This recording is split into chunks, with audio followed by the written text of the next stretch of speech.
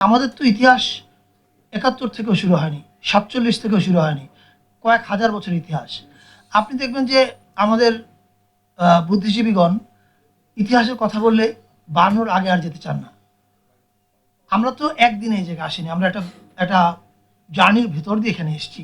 এবং জাদুঘরের কাজ কিন্তু আমাদের এই যে জার্নি জাতি হিসেবে যে আমরা এসেছি, এর যা যা মানে ফ্যাক্টস এবং যার যা নমুনা যা যা তারা হাজির করতে পারে, সংগ্রহ করতে পারে, এগুলো ওই মেরিনাপা যেরকম বলছিলেন যে নানান স্পেশাল কিউরেটোরিয়াল প্রজেক্ট হতে পারে। যে ১৮ সালের কোনো ১৮ শতাব্দীর কোনো কিছু নিয়ে ওনারা একটা কিউরেটোরিয়াল প্রজেক্ট করতে পারে। সো এরকম নানান কিছু করবে, স্পেসিফিক আমাদের জন্য এখন বলা মুশকিল। এই কারণে এটা তো ওনারা একটা প্ল্যান চক আউট করবে, দেন ওটার মধ্যে আপনারা জানতে পারবেন। আমি যেদিন প্রথম দায়িত্ব নেই তার ৩ দিনের মাথায় যে কোনো একটা সূত্র মারফত আমার সঙ্গে যোগাযোগ করেন শিল্পাচার্য জয়নুল আবেদিনের ছেলে, এবং ওই সূত্র মারফত আমরা জানতে পারি যে জয়নুল আবেদিন সাহেবের ছবিগুলো নষ্ট হয়ে যাচ্ছে। এবং এটা জানা মাত্রই আমি ইমিডিয়েটলি বলি যে ওনাকে বলেন আমাদের সঙ্গে যোগাযোগ করতে, আমরা ইন্টারফেন করতে চাই, আমরা এগুলো উপরে কাজ করতে চাই, এবং এটা এখন এটা অফিসিয়াল প্রসেসের মধ্যে আছে। অর্থাৎ আপনি যে কারণে ব্যথিত, আমরাও একই কারণে ব্যথিত। কেন আমাদের হিস্ট্রি এভাবে নষ্ট হবে? এটা হতে পারে না। এক। ২ নম্বর হচ্ছে কবে আমরা কাজ শুরু করব। আমার ধারণা আর মানে এই সপ্তাহের মধ্যেই কমিটিটা পুনর্গঠন হয়ে যাবে। আতর সাহেব এটা টেক ওভার মানে লুক আফটার করছেন। কমিটি পুনর্গঠন হয়ে যাওয়ার পরেই একটা কমিটির বৈঠক বসবে, এবং বৈঠক বসার পরে আমি নিশ্চিত ওই মিটিংয়ের আলোচনার আলোকে ওনারা ওনাদের ভিশন রেডি করবে যে আমরা কি করতে চাই, এবং ওনারা নিশ্চয়ই শর্ট টার্ম কিছু ভিশন করবে যে ৩ মাসে কী করব, ৬ মাসে কী করব, ১ বছরে কী করব। অ্যান্ড আই এম শিওর এটা আপনারা জানতে পারবেন যখন এই ভিশনগুলো রেডি হয়ে যাবে। তখন আপনারা জানতে পারবেন যে আসলে ক্লিয়ার, মানুষের কাছে পরিষ্কার থাকবে যে ৩ মাসে এটা হচ্ছে, ৬ মাসে এটা হবে, ১ বছরে এটা হবে। আমি কিছুদিন আগে আর্কাইভ ভিজিটে গিয়েছিলাম। সেখানে ওনাদের সঙ্গে আমার মিটিং ছিল। আপনারা জানেন যে আমরা ডিজিটাল ওরাল হিস্ট্রি আর্কাইভ করছি একটা। আমাদের লক্ষ্য হচ্ছে লাখের অধিক মানুষের টেস্টিমনি নেওয়া। ক্যামেরায় বলবেন তার যে স্বজন হারিয়েছে, কিভাবে সে মারা গেছে, কারা তাকে গুলি করেছে, আর যিনি আন্দোলনে যোগ দিয়েছিলেন তার সাহসের গল্প উনি বলবেন। এই গল্পগুলো আমরা একটা আর্কাইভে মানে রাখবো। এই আর্কাইভে রাখার অর্থ হচ্ছে এই যে এই আর্কাইভের দেয়ালটা এত উঁচু হবে যে কোনো ফ্যাসিস্ট আর এই দেয়াল পার হয়ে ফ্যাসিস্ট হওয়ার চেষ্টা করবে না, সে যেই হোক।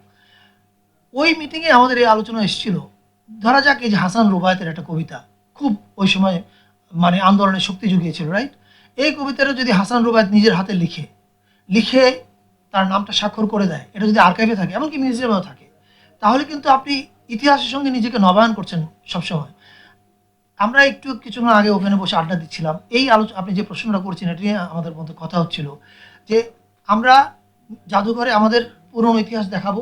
আমাদের অনেক কিছু এখনও দেখানো নাই। আমরা কিভাবে আজকে এখানে এসেছি এই ইতিহাসটা প্রপারলি নাই।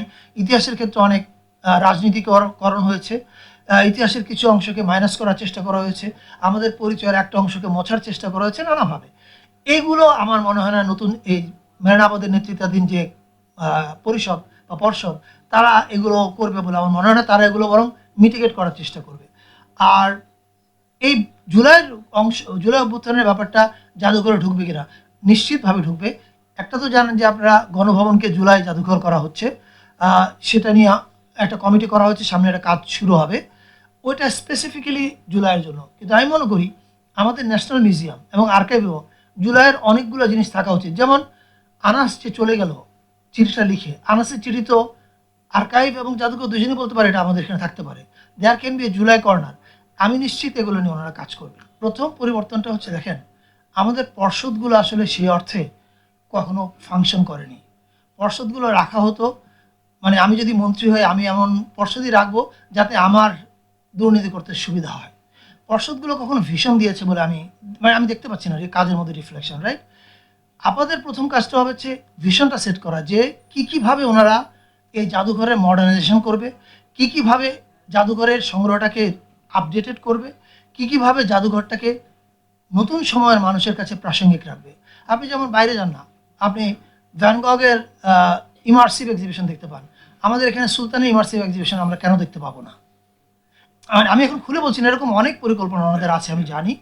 ওনাদেরকে একটু সময় দিই, আমি নিশ্চিত ওনারা আমাদের ভিশনটা ওই ৩ মাস, ৬ মাস, ১ বছর অনুযায়ী আপনাদের সামনে প্রেজেন্ট করবে। এবং আমরা সরকারে যতদিন আছি আমরা ওনাদেরকে সব রকম সহযোগিতা করবো, এবং আমি বিশ্বাস করি পরবর্তীতে যারাই আসবেন নির্বাচিত সরকার, তারাও এই কাজটাকে অব্যাহত রাখবেন। আমি যোগদান করার পরে কয়দিন আগে বাংলাদেশের একজন স্বনামধন্য আলোকচিত্রী আমাকে একটা হোয়াটসঅ্যাপে একটা ছবি পাঠান। সেই ছবির মধ্যে দেখতে পাচ্ছি 16ই ডিসেম্বরে যে আত্মসমর্পণের যে ছবিটা, সেই ছবির গায়ে ক্যাপশন দেওয়া আছে ইন্দো পাক ওয়ারের সমাপ্তি উপলক্ষে আত্মসমর্পণ। এখন ইন্দো পাক ওয়ারের যে ন্যারেটিভ, এটা তো ভারতের ন্যারেটিভ। আমার বাংলাদেশের ন্যারেটিভ কি? আমার বাংলাদেশের ন্যারেটিভ হচ্ছে এটা আমার মুক্তিযুদ্ধ এবং এটা আমার বিজয় এবং মিত্র বাহিনীর কাছে আত্মসমর্পণ। ফলে একটা তো গোলমাল আমাদের পূর্বপুরুষ করেছে যে ওই আত্মসমর্পণের ছবিতে বাংলাদেশ কোথায়, এই উত্তর বাংলাদেশকে দিতে হবে এবং আমাদের পূর্বপুরুষকে আজীবন এই প্রশ্ন তারা নাই, তাদেরকে উত্তর দিতে হবে, রাইট? এখন যখন আপনি আপনার মিউজিয়ামে এই ছবিটার মধ্যে এই ক্যাপশনটা লাগান, তখন কিন্তু আপনি একটা ভুল রাজনীতির দিকে আগান। ফলে ওই কারণে আমি বলেছি রাজনীতিকরণ। 71-এর ইতিহাসটা আওয়ামী লীগ তো শুধুমাত্র ওনাদের ইতিহাস রেখেছেন, ওনার এবং ওনার পরিবারের। আপনি ইতিহাসের মধ্যে তাজউদ্দিন আহমেদ কি খুব আছে? কোথাও দেখতে পান না তো। মাওলানা ভাসানী কোথায়? আপনি অনেককে খুঁজে পাবেন না।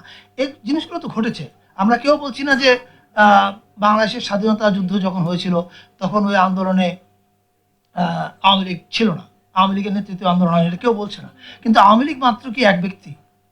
এই প্রশ্নগুলো আসবে। এবং স্বাধীনতার আন্দোলন কি শুধুমাত্র আওয়ামী লীগ করেছে? আরও অনেকে ছিল, তাদের ভূমিকা কোথায়? এই প্রসঙ্গগুলো তো আছে, এটা আমার বলবার কোনো অপেক্ষা রাখে না। আপনার কিছুদিন আগে বদরুদ্দিন ওমরের একটা খুব সুন্দর ইন্টারভিউ ছাপা হয়েছে, আপনারা সেটা পড়লে দেখতে পাবেন যে উনি স্পেসিফিক্যালি বলেছেন কিভাবে মুক্তিযুদ্ধটাকে একটা পরিবারের মধ্যে নিয়ে আসার মাধ্যমে এটার সর্বজনীনতা ক্ষুণ্ণ হয়েছে। আমরা শুধু না, আমি বিশ্বাস করি আমরা এবং আমাদের পরে যারাই আসবেন নির্বাচিত সরকার, এই ভুলটা আর কেউ করবেন না। বাংলাদেশ সকলের, ইতিহাস সকলের, জাদুঘর সকলের ইতিহাসটাই থাকবে ওখানে।